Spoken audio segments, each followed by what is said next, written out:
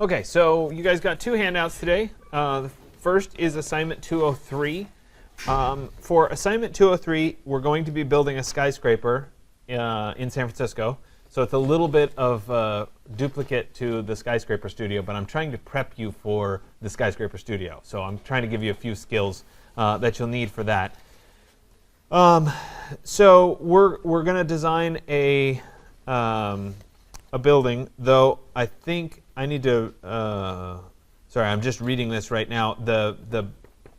I need to change the lot size because we have to 3D print it, and this building's going to be too tall to 3D print. I just remembered that. So hang tight, and I'll correct that and give it to you. But essentially what we're doing for this assignment is you're going to model the skyscraper. You're going to put it into a San Francisco city scene. And you're going to do some renderings where we actually have a sun and a sky and a time of day and all that sort of stuff. So you have some really good renderings from it.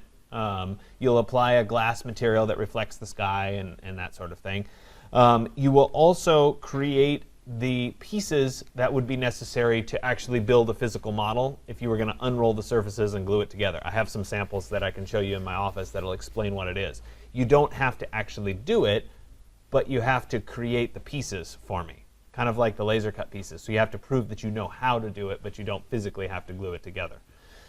So I'll show you the examples when we get to that part. All of these things that I'm talking about will be broken up over the next 4 class lectures. So I'll talk about each of the things that you're required to do. Then the other part of this is you're gonna create what's called a watertight file for 3D printing. So in order to 3D print, there's some special stuff that we have to do, including scaling. You're going to create that file and export it and include it as part of your post. That will be graded, as will all the other pieces of this. So the laser cut file, the 3D print file, and the 3 renderings will all be part of this particular assignment. So there's a lot to do, and there's a lot of pieces to this. In terms of the logistics of actually 3D printing it, I'm still working how we're going to do that and making it work. Each individual building takes about 4 hours to print or so. So there's some time challenges related to it.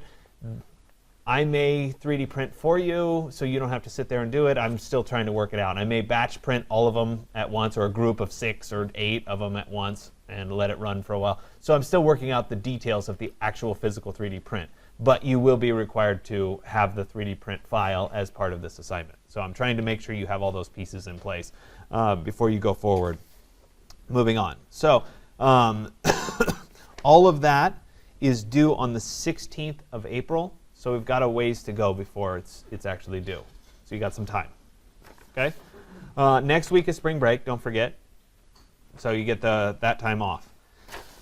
So we're moving away from the topography file that we've been working on, and we're moving into the kind of manipulating surfaces, but in a little different way. Today we're going to work and build the kind of first round of a skyscraper. It's not going to be the final version. You're actually going to create maybe 3, 4, 5 different skyscrapers today, kind of experimenting with general form and that sort of thing. So I'm going to walk you through that process. We're going to be following along with exercise 214.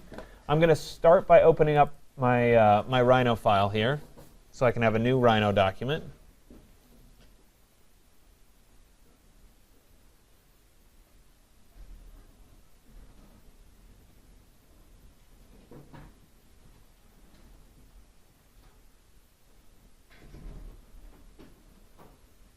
And I'm going to create a new large object inches as my template. All right, there we go. And I'm going to start by creating just a basic 3D solid object. So I'll click on this box corner to corner. I'm going to start at point 0, 0, 0. I'll type that in, hit enter. And then I'm going to say at 200 feet, 100 feet for my size. So 200 on, it doesn't matter which direction it's going. 200 feet on one direction, 100 feet on the other, and we're going to go 600 feet tall. So I'll type 600 feet, and that then gives us this first option as our skyscraper. So this is a relatively simple building, obviously. This is economical to make, let's put it that way. And as we go forward, we're going to start creating and transforming this particular object. And so I'm going to just take this object, copy it over, and then work with it. And then I'll copy it over and keep working with it. So I'm going to type copy, and I'll move over maybe 400 feet. So there's a little bit of space. And then I'll start working with this particular object. So one of the things that we could do is I could start to change the footprint and or the top of the building. So I could say, let's do maybe, start here. Hold on, I need to turn off vertex here. Let's go 50 feet in, and I'll go in 25 feet there.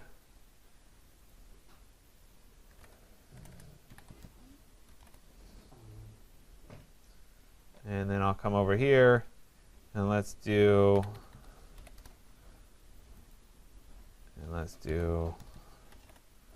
oops, sorry. What was the height again? 600. 600? Let me see here.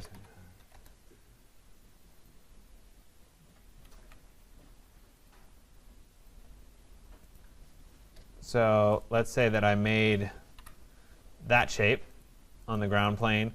And then up here at the 600 feet, let me go ahead and just extrude curve. I want it to be a solid, and I want it to be the 600 feet. So there's another building. Okay, I'm making things up. I'm working through it. Maybe I want there to be some kind of a curve on the edge of the building. So let me come over here. Let me copy.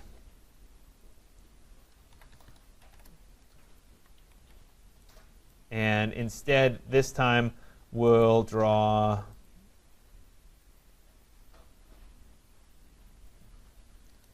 and then let me put an arc on this.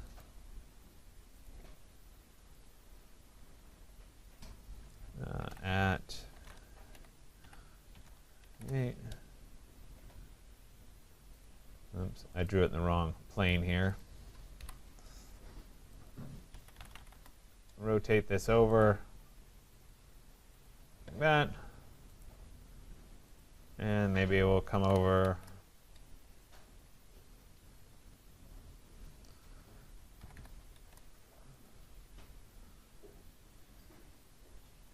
for example. I'll take all of those, join them, and extrude curve. It's again a solid, and I'll go up to there. So thus far, everything that I've created, whether it's got the arc on it, or the jogs on it, or just the plain building, are just simple extrusions.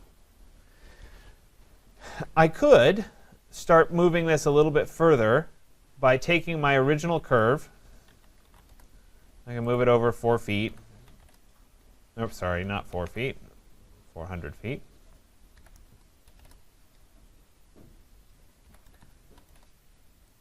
There you go.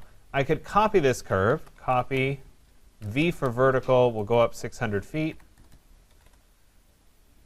And then I could change this curve. So let's say that I make this radius a little bit bigger. Let me do a fillet. Let's do a radius of 75 feet. And I can make that a little bit deeper. Let's do a radius of 100 feet.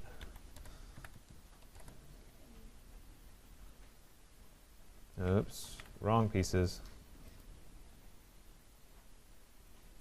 No, it's not going to let me. Anyway, you get the idea. So I make a transformation up top here. And when I make that transformation, when I loft these two together, and so instead of an extrusion, this time I'm doing a loft, which is available under surface, and then loft. I want to make sure that those two start at the same corner. There we go. It will actually get a little bit bigger from here. Let me make it a little bit more dramatic. Hold on a second.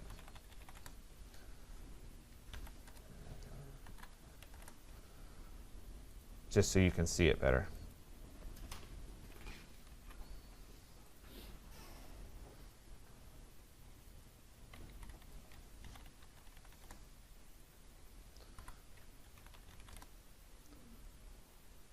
There we go.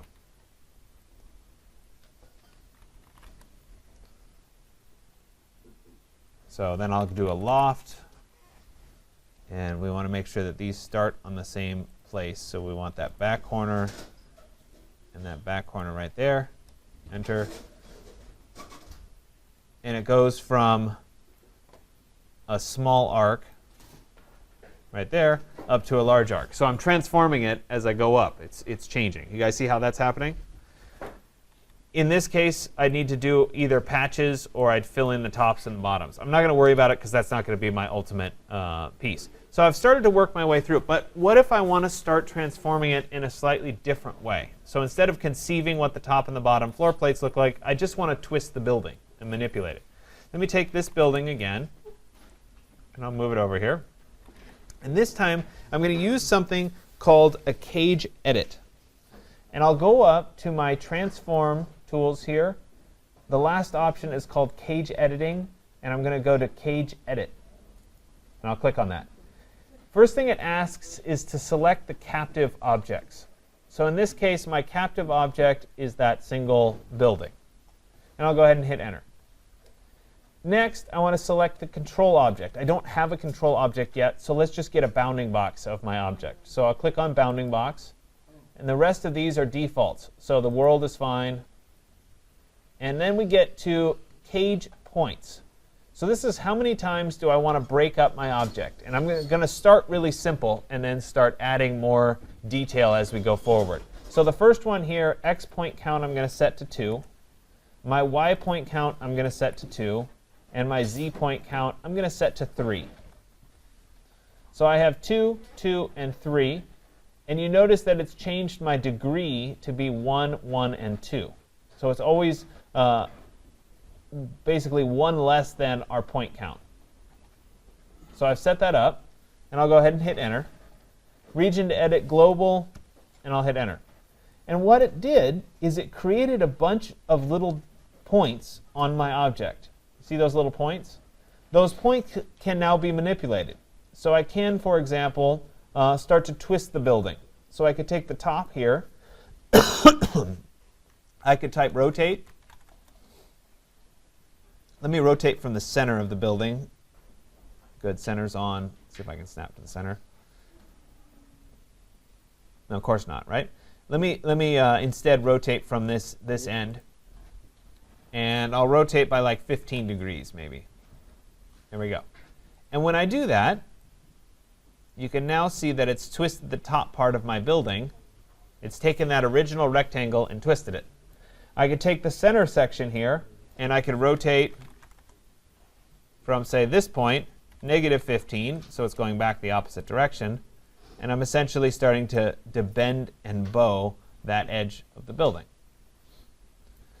The neat thing here is it's not limited to just the rectangular shape. I could take this shape over here, and I could do the same cage edit to this. Let me go back to cage edit. So I'll go up to my transform, cage editing, cage edit. I'm going to select the bounding box again, the world again. Now this time on my X, Y, and Z points, I'm going to go 2, 2, and 3, but I'm going to change the degree of the Z to be 1. And what that does is instead of bending through my points, it's going to create an angle, a sharp angle. So we're going to do 1, 1, and 1, 2, 2, and 3. I'll hit enter, global, and I've got the same points. And so now, if I took these lower points and let's say moved them by 10 feet, I'll do 5 feet. No, that's not enough. 10 feet. There we go. It bends the building and creates a crease at that point. There's straight lines, top and bottom. If I took the top 4 here and rotated them by maybe 15, like that, it's maintaining the straight lines. Does that make sense? So if I went back and did the same building, for illustration purposes, with the same cage edit, oops, sorry, bounding box, world, 2, 2, and 3, but I'm going to change the Z degree back to be 2. I'll hit enter. region to edit, global, perfect. I'll do the same manipulation. So this is move, and I moved over by 10 feet, I think, didn't I? And then I took the top and I rotated by 15. There we go. So same building, same manipulations, but the cage edit degree on this case was 1, and on this case was 2. And so you can see how there's a sharp kink there versus a smooth arc there. So the manipulations are different depending on what you choose. Now, if I took this first shape and I moved it all the way to here, and I went back into my cage edit, so cage edit, bounding box, world. Okay, let's change the x point count to 3, the y point count to 3, and the z point count will stay 3. And I'm going to change my degrees to be 2 and 2. Perfect. I'll hit enter, region to edit global, enter. This time, it's divided up with an extra set of points. Did you guys see how that added? So before I had 2 and 2, so the points were just on the corners. Now I have a point in the center. So I could actually come in here and take the center grouping of points. And let me not take the footprint points there. And I could move those points, say, 10 feet. No, let's do more, 20 feet out that way, and I could create that kind of an arc. I could then take these upper points and I could rotate them maybe by 15. Oops. Wasn't what I wanted. Try 15. There we go. And now I have that happening. This shape is going to be really hard ultimately to unroll because it's not a ruled surface, because it's curving in 2 directions. So if you think about an orange, for example, and you go to peel the orange, you can't have the peel of the orange be in one flat sheet. It has to break somewhere. That's the nature of the circular object. It's like when you were in high school and your teacher pulled down the world map, and either it's really distorted at the top and Greenland looks gigantic, or it has those splits in it. Same kind of thing here. So this isn't a particularly good surface to unroll. If you end up having a building like this as your final building for assignment 103, that's fine. You'll have to do a simplified version to do the unroll, because you're still going to have to do the unroll. Okay? All right. So the point today is to play around and explore form and decide what form is feeling right. I showed you dealing with the cage edit. So you've done that. And I suggested using the cage edit. Sorry, hold on a second.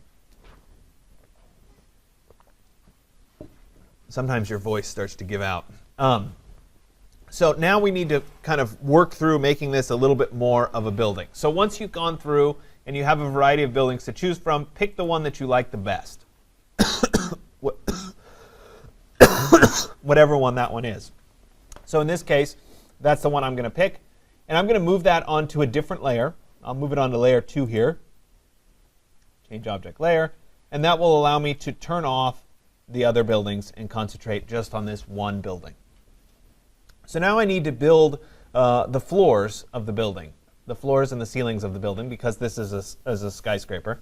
So we're going to start, and I'm going to create just a rectangular plane, corner to corner, that's larger than my building. It might be even easier to do it in the top view. If I can find my building, there it is. Larger than the building.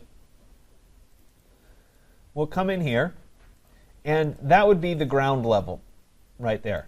The first, and I've specified some of this for you guys. Let me make sure that I have it.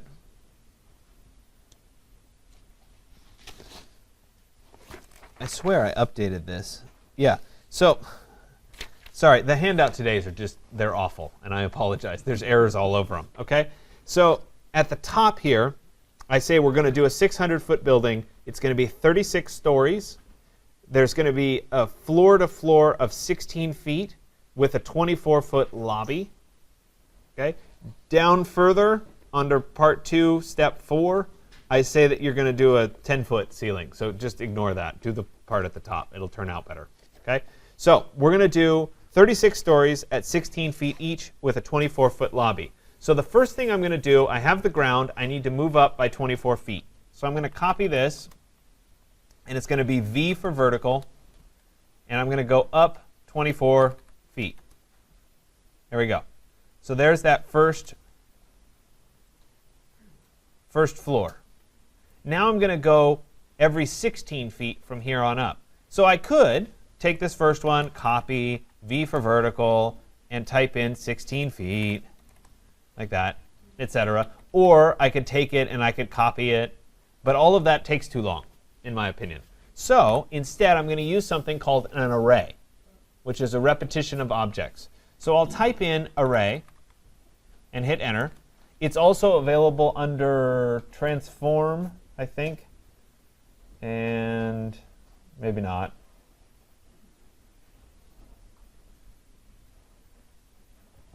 Array, there we go. It is under transform array. It's a rectangular array. So I have array, select objects to array. That's my first object. And I'll go ahead and press enter. Then it's going to say number in the x direction. Well, there's only one. I only want one. I don't want more floor plates going off into space. So I'll pick one. Number in the y direction will also be 1. Number in the z direction, I already told you there was going to be 36. So we'll type in 36.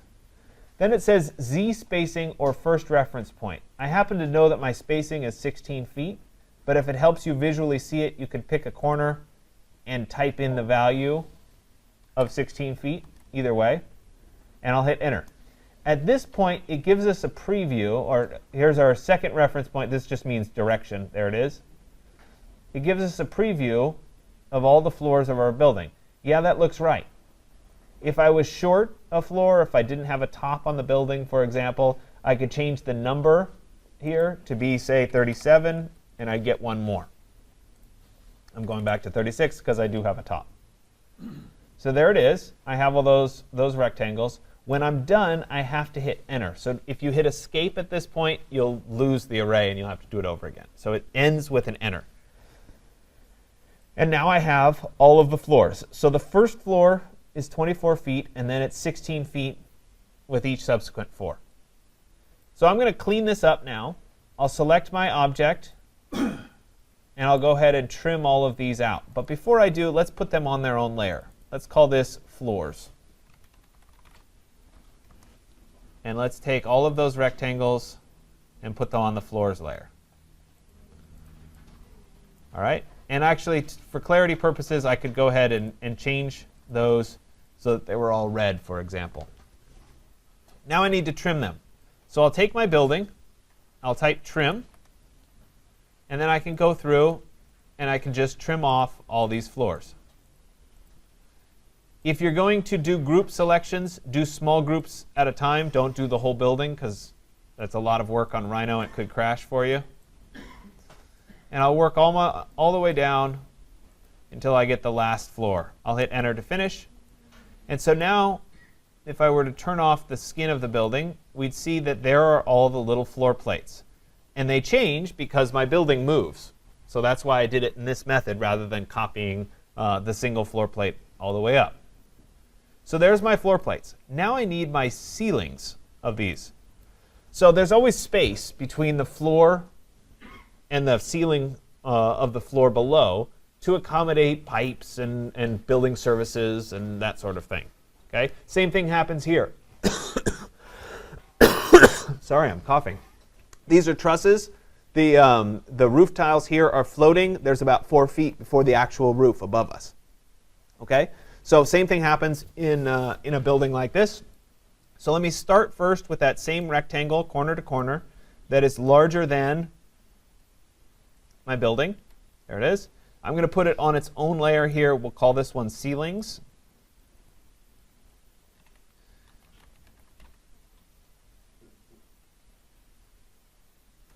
There we go. And let me make sure it's on that. There it is. I need to start by moving it up. So let me move vertically. And this one's going to be at 20 feet. That gives me 4 feet of truss and or structure and or mechanical whatever that's going in there. And then I'll use the same command that I just did, the array, to repeat this going up. And the spacing is still going to be every 16 feet. I just started 4 feet lower on the first one. So I'll go back to my transform array rectangular, or I'll type array.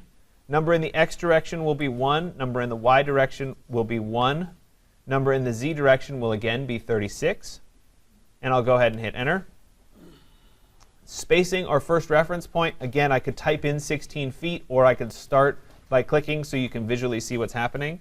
I'll say 16 feet. And there are the preview of all my objects. I want to make sure that I have enough. Looks like I need one more up here. So let me change the number to 37. That gives me that one extra. Perfect. And I'll go ahead and hit enter to finish. Now I have all of those floors.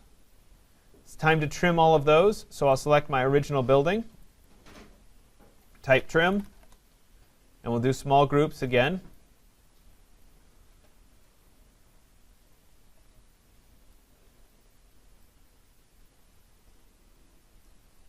There we go. So now, if I were to turn off the skin of the building here, we'd see that I have the floors, and I have the ceilings underneath, and then obviously I have the space for whatever is going on the floors. Does that make sense? So I have the floors and the ceilings. I have the skin that goes around the building. The last thing that any of these buildings are going to need is always a core. We've got to have the elevators go up. If it was a 36-floor building and you had to hike your way all the way to the top every day, you'd be in really good shape. But you'd probably hate the architect every day while you were doing it. So we're going to put a elevator core that goes through this building. And I'm going to do this working. I'm going to start in the top view.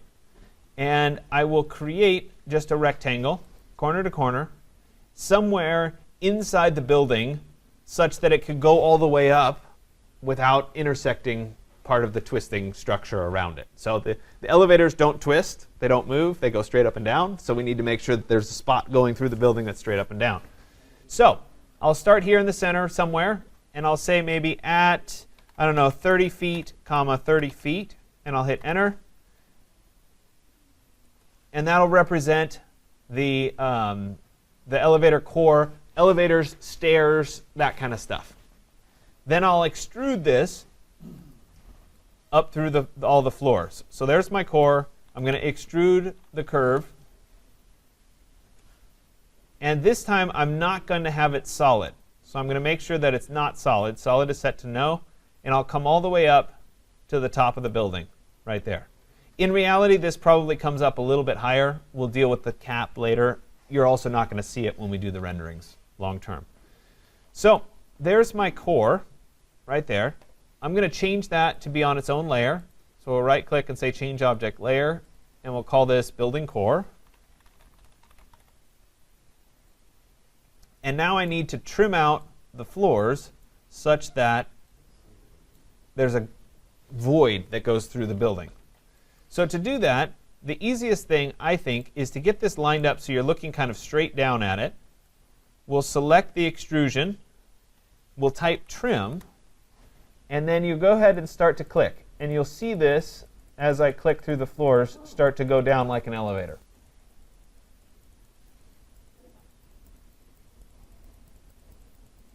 And eventually you'll get all the way.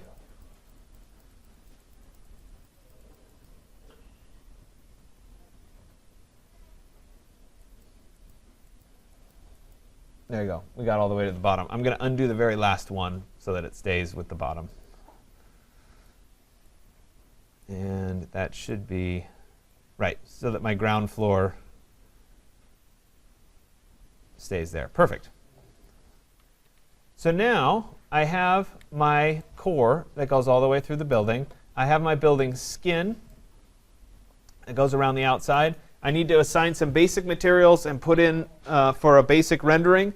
All I'm asking for today is for you to do a directional light, an infinite plane, and assign some basic materials. Next class, we're going to work with this same building, and we're going to start to put in environment and understand how sun and daylight works.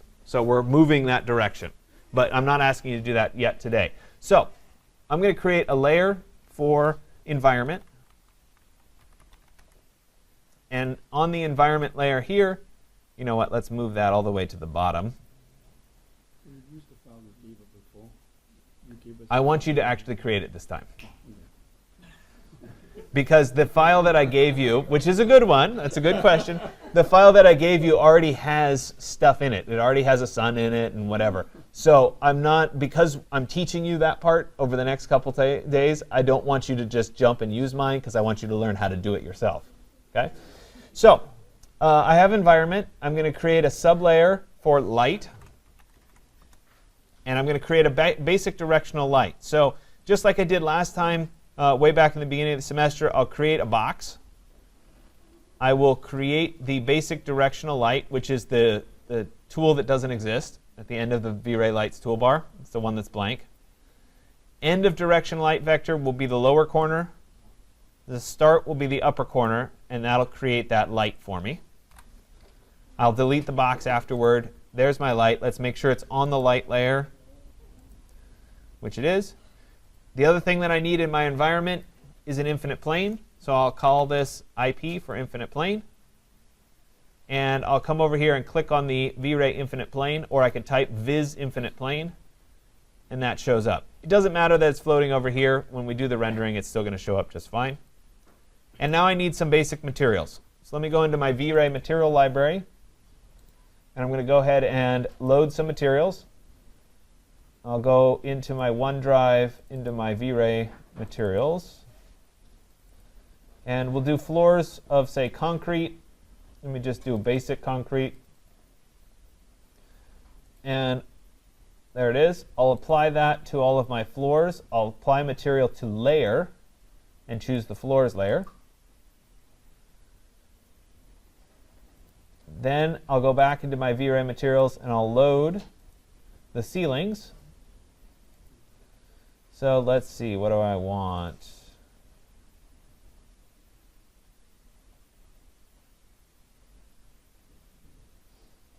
Interior wall. Let's do a textured white sheetrock. There it is. And I'll apply that to the ceilings. Apply material to layer, and it's going to go on the ceilings. And I'll say OK. Then I need some kind of a glass material for the outside of the building. I'm going to right-click and say Load Material. Glass really isn't going to turn out well. Trying to think. Maybe I'll make a material real quick. I'll right-click and say Create Material, Standard. We'll make it a kind of a bluish color. Maybe like that. We'll make it somewhat transparent. We'll go to dark gray. And let's add a little reflection on it. So Create Layer, Reflection. There it is. That'll work. Let me call this glass. I'll say OK. I do have a skyscraper glass that we're going to use next class. So that'll be part of next class. I'll right-click and say Apply Material to Layer. And we'll drop that one on the skin. I should really rename that layer to be skin. And then I do need a building core. We could do concrete as the building core too. Apply material. Let's pick a different concrete. Load material. And let's do the plywood with form ties. And I'll apply material to layer. And we'll put it on my building core layer. I probably need to take a little bit of time and do some texture mapping, but you guys don't need to watch me go through and do the texture mapping. But now it's time to go ahead and get together a render. The one other thing that you might want to do is in your V-Ray options, you may want to change under environment, you may want to change this background color to be white or maybe even a lightish blue color, maybe something like that. And that'll just help a little bit in the rendering. Once I'm at that point, I need to go ahead and do a rendering of this building. So I'll go ahead and click on the render button.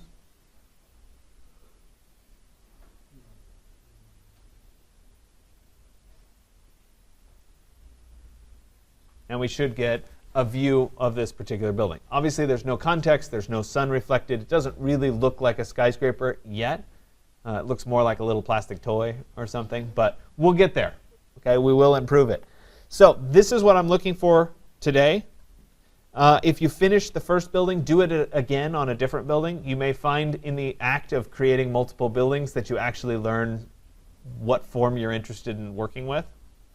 Try, if you can, to stay away from bulging sides, just because that's a little bit harder to do the unroll. Like I said, if you really want to do a bulging side, it's fine, except that when you do the unrolled surface, you'll have to create a simplified version to do the unroll, which I'll talk about a little bit later on. I'm trying to think if there's anything else. No, that's it. I will go back and I will double check the final size of your assignment 203 skyscraper. It's a little bit taller, but it's not as tall as I say in the handout. So that was my mistake. I'll correct that and let you know. Okay? In your assignment 203, I say your building's going to be 1,200 feet tall, but it's not, because if I had to 3D print those, it would take like 7 hours. So we're going to change the size to be a little bit smaller. I think it's going to be like 800, but I have the exact dimensions for you, so I'll tell you. I just didn't put them on the sheet because I made a mistake. So for today, we're only doing 600 feet, and it's the same divisions that I talked about. Okay?